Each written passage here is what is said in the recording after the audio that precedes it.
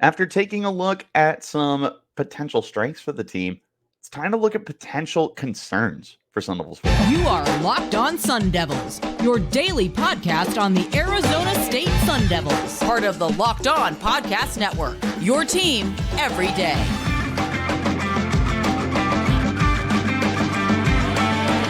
Welcome back to the Locked On Sun Devils podcast, part of the Locked On Podcast Network, your team every day.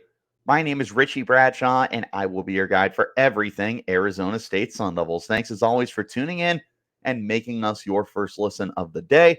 And of course, a shout out to my everydayers who are here every day. Wherever you're getting your podcast, hit like, subscribe, turn on notifications so you get an update whenever we post new content. You can stay in touch with that content by following me on Twitter. You can find me at RichieBrads36 and the podcast as well at LO_Sun Devils. Today's episode is brought to you by Game Time. Download the Game Time app, create an account, and use code LOCKEDON for $20 off of your first purchase. Ladies and gentlemen, boys and girls, welcome back. We are here to talk some more Arizona State Sun Devils football. As we previously had talked about areas of strength for the team, today we are going to be talking about areas of concern for the team. And I do want to highlight real quick, this has nothing to do with weaknesses. This isn't kind of calling out guys and saying these guys stink or they need to be replaced, anything like that. That's not the case, especially because these kids are young guys. There's a lot of guys that are redshirt sophomores and juniors and whatnot. They deserve opportunities to be able to get better, anything like that. So the last thing they need is someone coming in and saying, man, these guys stink. They need somebody who's better. That's not the point of this podcast. The point of this podcast is to say, hey, there's not a lot of depth here, or there's not a lot of experience here. It's a position that we should be monitoring to see how it all shakes out. That's the whole point of this. We're not ripping guys or anything like that. We're going to be looking at this position during the offseason, during spring practices, during training camp, all of that. I also want to mention real quick that the podcast is going to be playing on Sundays as well moving forward. Starting tomorrow, we're going to have basketball exclusive episodes that are going to go over what happened with Arizona State hoops. I feel like I am not doing enough basketball content, so starting tomorrow on Sundays, we're going to have brief little episodes, probably about 15 minutes or so, that are going to catch you up on the two games. So typically they play Thursday and Saturday. We'll wrap you up on both of those real quick. Now that we got that out of the way, I want to mention a quick honorable mention here. And this is the special teams unit, but more specifically looking at the kickers, because there's not necessarily any proven guys on punting or kicking right now. They brought in Parker Lewis as a kicker from Ohio State. Hasn't really been active during his time there. He did have some opportunities previously at USC. He was a quality kicker there. Excuse me. I'm curious how he's going to fit into this equation. I feel like he might be a plug and play for you, but I could also see a scenario where you are letting it play out and see what else you have on the roster. Because you have Ian Hershey, who's like a punter, kicker, substitute, whatever. And then you've got redshirt freshman Karsten Kiefer as well, who's going to be coming in, local kid from Corona del Sol High School out in Tempe. I think there's going to be some competition here. And I'm looking forward to seeing how it shakes out. But after last year with the very up and down season that Dario Longhetto had, this is going to be one of the most interesting battles to me, seeing how this all falls out. And then punter as well, you've got Raisa Malham, who's a redshirt senior for the team, and you've got Canyon Floyd. And anybody who's been listening to the podcast knows I am a big fan of Canyon Floyd. I think the dude's just got an absolute leg. He was a 5-star punter coming into this draft class, into this recruiting class, and he was a 3-star regardless. This kid can boom it. Really looking forward to seeing him in action, but you're curious if the redshirt senior gets the edge over the freshman. And again, Ian Hershey is also kind of that flex kicker punter guy. So there's just one more body there. So I feel like there's 3 guys competing for kicker, 3 guys competing for punter. And of course, Ian Hershey going to be in on both of those. As far as returner goes, I don't really have any worries there. There's a lot of guys. There's Elijah Badger. There's Melquan Stovall. There's Raleek Brown. There's Jordan Tyson. They've got no shortage of guys. They're going to get something going together. And then Tyler Wigglesworth is coming in to be the long snapper. So those I feel fine with. Kicker, punter, I'm going to be paying attention to. Let's go ahead and hop into, I have 4 areas of concern here. The first one might take you a little off guard here, and that's actually the tight end position. Now, hear me out, because I have hyped this unit up before, but I've taken a little bit of a step backwards to kind of assess everything that's going on. Looking at this tight end unit, it's all about Bryce Pierre right now. Pierre is going to be a graduate student. He actually got some pretty decent playing time last year, catching. Oh, I just lost you. Oh, well, that doesn't help. I was looking at receiving. 17 catches for 139 yards. I know that doesn't sound impressive, but he did have some really good grabs, and he was somebody who was involved with the team with the highs and lows of Jalen Conyers this past year. And Conyers missed time, and Bryce Pierre stepped up in his place. And Pierre's going to come in this year as the team's top tight end. I think you might have him for a potential breakout season. I think later in the offseason, when we start doing like our breakout guys and our sleepers, you're probably going to see Bryce Pierre on there, because not a lot of people are going to be aware of who he is. But I think he will be by the end of the year. The thing is, after him, it's a lot of guys that are unproven. So you've got Marqueston Douglas, who is transferring in from Florida State. And oh my God, is he massive. 6'5", 280 pounds. This feels like somebody that you can just flex all over the place and see what you can get out of him. They also get Cameron Harpole out of San Diego State is transferring in as well. So they brought in some bodies to be depth guys and potential starters. I would not be surprised to see these 3 end up getting a lot of rotation time. And then, of course, there's my dude, Jaden Fortier. If you listen to this podcast, you know how much I love Jaden Fortier. The problem with Fortier is he's recovering from an ACL surgery, so I don't know when he's going to be available. Is he going to be there at the start of the year? Is he going to miss his entire freshman year? We don't really know what to expect out of Fortier, but he should be taking his time in the meantime. So with Marqueston Douglas and with Cameron Harpole, there's going to be some extra, what's the word I'm looking for? I wouldn't call it pressure, but there's going to be a lot more reliability is going to be placed upon them. Like, this team is going to rely upon them maybe more than some of the other transfers that are coming in. And Colson Arenz is a redshirt freshman, and Connor Lopez is the true sophomore. There are guys here. It's just not a lot of them have had significant playing time with the Sun Devils. That's where it's an area of concern to me, because at the end of the year, this could very well be a point of strength. It really could be. In theory, you have 4 guys who I think can be really good contributors with Pierre, Douglas, Fortier, and Harpole. And then whatever you get out of Arenz and Lopez is a bonus. I am just going to put a little bit of a concern label on it right now. Not doubting the talent. I am doubting the lack of experience here, because your number 1 tight end in Bryce Pierre has been the team's number 2 tight end for the last 2 years, maybe even number 3 behind Messiah Swinson, who's no longer with the program due to eligibility.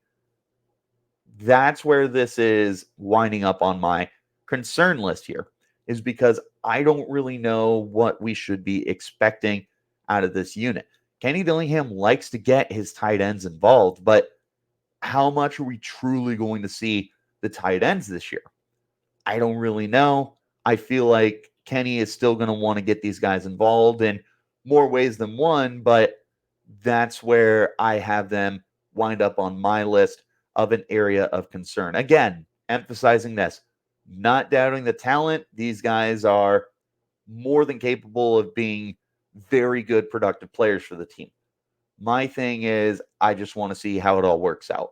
And there's a couple other more positions that we got to talk about here. A few more positions, I should say, and we're going to get into them in just a moment. This is the Locked On Sun Devils podcast, part of the Locked On Podcast Network, your team every day. The NFL regular season might be over, but there's still time to get in on the action with FanDuel, America's #1 sportsbook, with the NFL playoffs here. Right now, new customers get $150 in bonus bets guaranteed when you place a $5 bet. That's $150 in bonus bets, win or lose. The app's easy to use, and there's so many different ways to bet. There's those live same-game parlays. You can find bets in the new Explore tab, or you can make a parlay in the Parlay Hub, the best way to find those popular parlays. And there's so many more different ways you can do as well. So visit FanDuel.com/lockedon and make your first bet a layup. FanDuel, official partner of the NFL. Thanks as always for tuning in and making us your first listen of the day. Wherever you're getting your podcast, hit like, subscribe, turn on notifications. Want to shout out the Locked On Sports Today 24/7 streaming channel on YouTube. It's going to keep you up to date with all the biggest news, like Bill Belichick getting a second interview with, what's it called? The Atlanta Falcons, the Stanford women's head coach. I don't have her name in front of me. Actually tied Coach K from Duke for the most wins in NCAA history last night, and she's got a chance to pass him tomorrow. Lots of big news that's going to be covered, so make sure you hit subscribe. Check it out. Also, real quick, shout out to my everydayers who are here every day. You guys are the real MVPs. Let's get back into our conversation now and take a look at another area of concern here, and that's going to be the offensive tackle spot. And I know what you're thinking, Richie, this was a concern last year. You're right. And part of that was because of injury, right? The entirety of the offensive line was really banged up last year because of everything that was going on in the injury department. And it's really hard to be able to move past that kind of stuff. But this Sun Devils unit is quite a bit different this year. And one of the biggest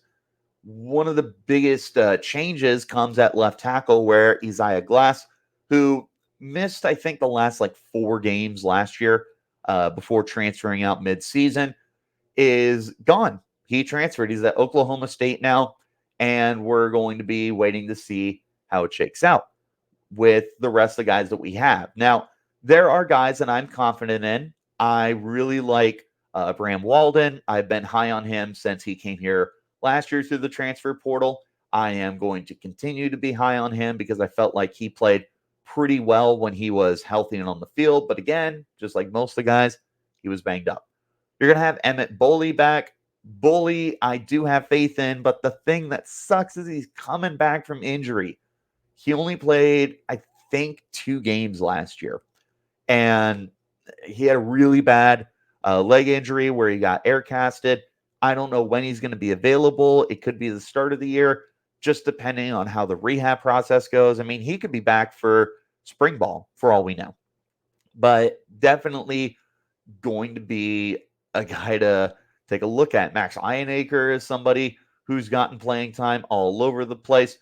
They brought in transfer Josh Atkins from Hawaii, who I wouldn't be surprised if he was a starter for you. Joey Sua, I'm curious where they line him up. He got kind of put all over the place. I feel like he's probably closer to a guard than anything else, but you have a lot of guys on the interior. There are no shortage of interior offensive linemen that have been brought in. They brought in 4 guys through the recruiting class, 2 guys through the transfer portal. They got depth. And you have Lee Fontano coming back, and you've got I already said Lee Fontana. You've got Ben Coleman coming back from injury. You've got Joey Su'a. There's no shortage of depth along the interior, but I'm curious how the tackle spot works out. Because in a perfect world, you have Bram Walden and insert a guy. I'll say Emmett Bully for right now. You have those two plug and play for 12, hopefully 13 games. That is a perfect best case scenario for you. The problem is that rarely works out. And these guys should be healthy. That's great news. But you can't guarantee they're going to stay healthy. You also can't guarantee that everybody is going to be able to return to form from last year. It also doesn't help that so many guys got snaps all over the place. So you don't necessarily have very many guys that I feel are entrenched as tackles right now. There's a ridiculous amount of depth along the interior of the line. That was one of the positions I highlighted yesterday was a point of strength for the Sun Devils. But one of the areas of concern here is the tackle spot. And that's simply because I just don't know what the depth is going to look like. We also don't know how these guys are going to look coming back from injury. So it has nothing to do with talent, as I cannot begin to stress enough. It's just, how does it end up looking? And that's where we're going to go ahead and flip to the defensive line.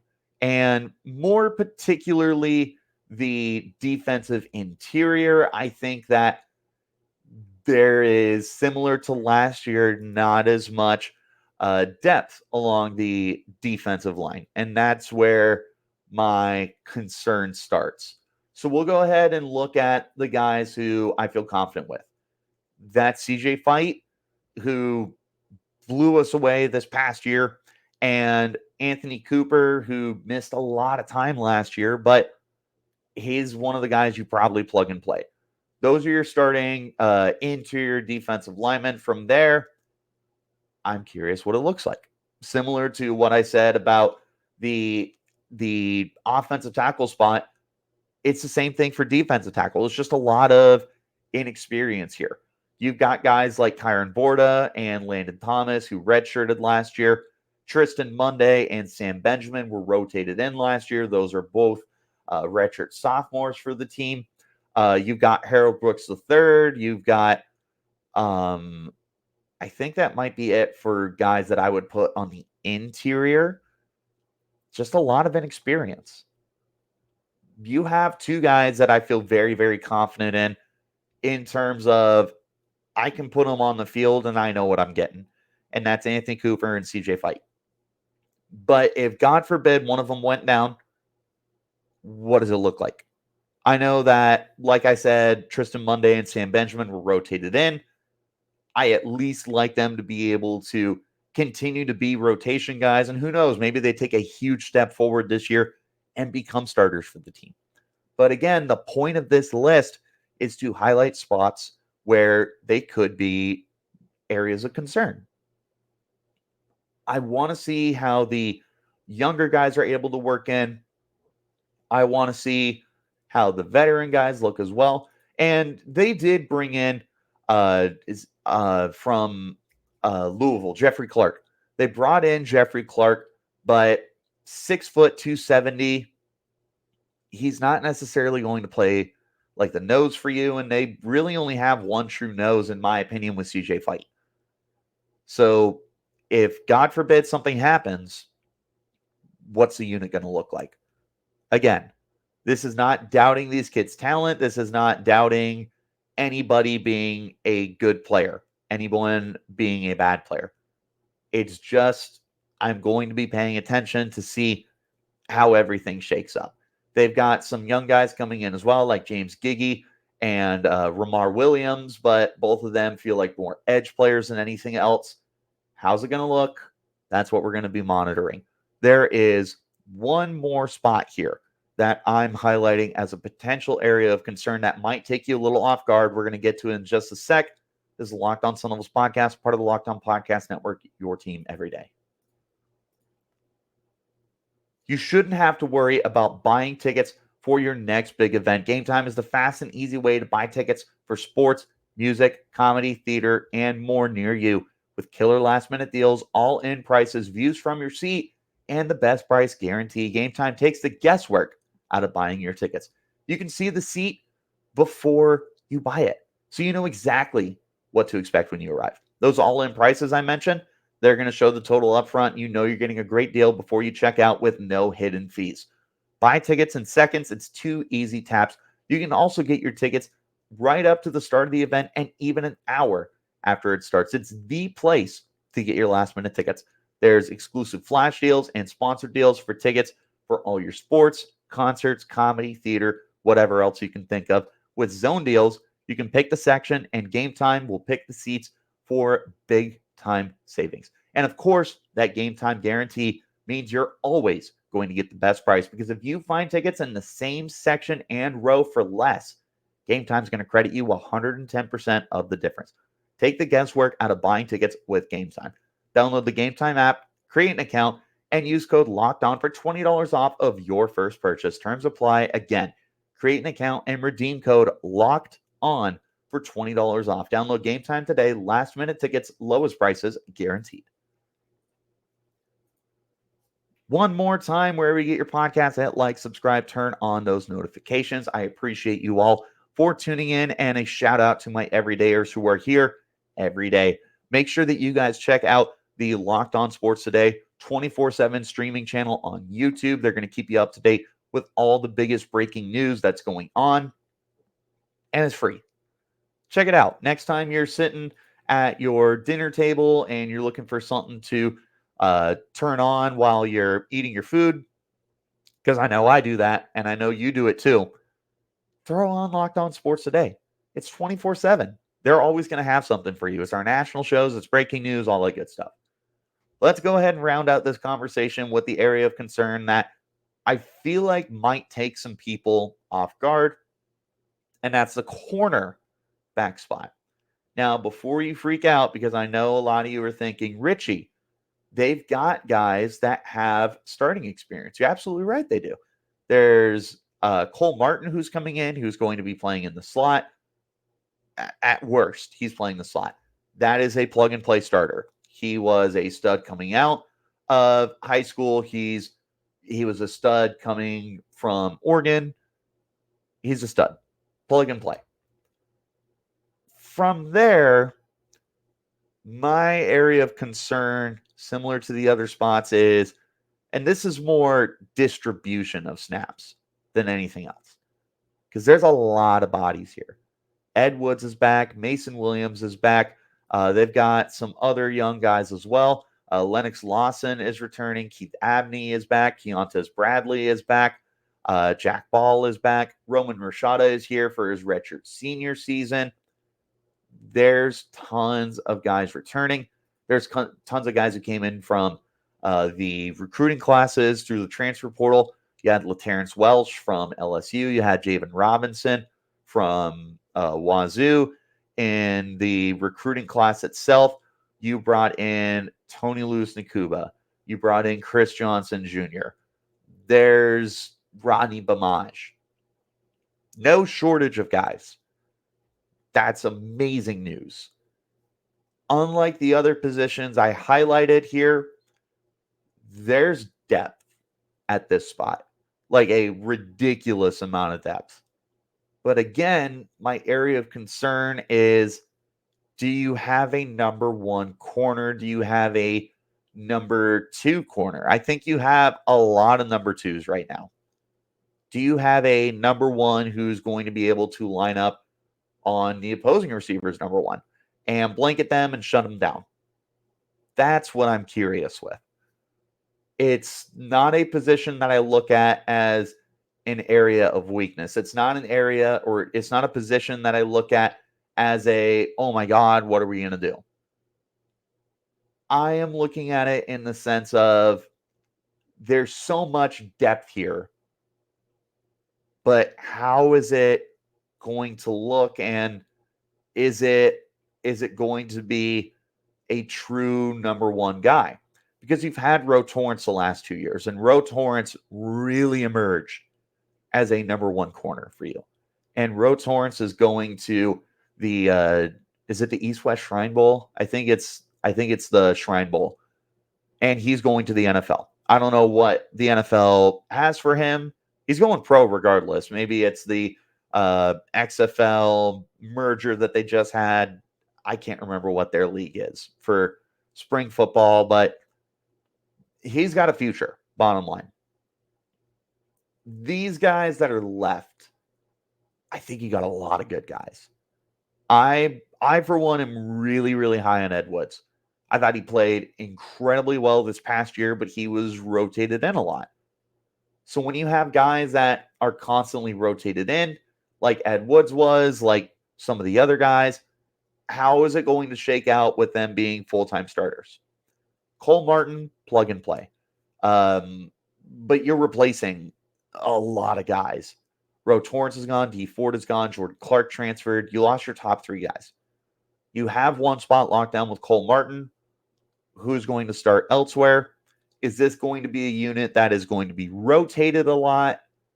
That's more my area of concern here. And I'll even put it in quotes, area of concern, because I don't look at it as a weakness. Not at all. In fact, there's plenty of depth here. But if you're comparing it to like safety, which I highlighted as an area of strength, the difference is there was a lot of playing time with those safeties. You had Ghost Rouser, who is a guy who had playing time. You had Xavier Alford, who when he was on the field was a stud. He had played before. Shamari Simmons was back. He had played before. These are guys that had starting experience. These corners we have don't have a ton of starting experience. Could this end up being a strength? 100%. Could this end up being one of the strongest positions on the team? 100%. Do we have guys that I am comfortable with? Absolutely. But right now, my area of concern with this team is anyone a true starter? Is anybody a true number one corner? And even if they're not, if the rest of the defense plays well, you don't necessarily need it. But we don't know what it's going to look like. That's where I'm curious. Curious more than anything, I think is fair for the cornerback spot. Honestly, more just curious with all of these, because there are guys that I believe in at each position. Every single position we mention, there is at least one guy or two guys or more who I highlighted as, yeah, I feel confident with them. But it's the rest of inexperience or injuries that I'm curious with. It's that with the corner spot is just inexperience in terms of true starting time. Those are my areas of concern, not weaknesses. Emphasizing that one more time. Not areas of weakness, areas of concern. Positions that I'm going to be paying really close attention to. What positions are you going to be paying attention to? Is there any spot where you really want me to focus on during spring ball? When that comes around, let me know in the comments. You can hit me up on Twitter. You can find me at Richie Bradshaw36. The podcast is LO_Sun Devils.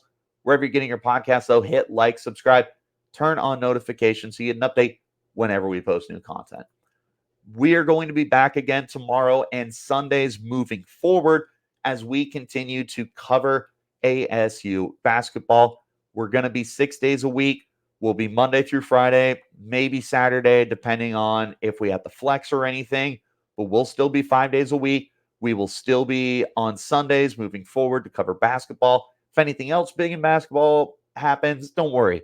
We're still going to have basketball episodes, but we're dedicating 1 day a week to basketball. In the meantime, though, I'm going to keep you updated on everything else. I'll see you next time. And until then, you keep it locked right here on Locked On Sun Devils.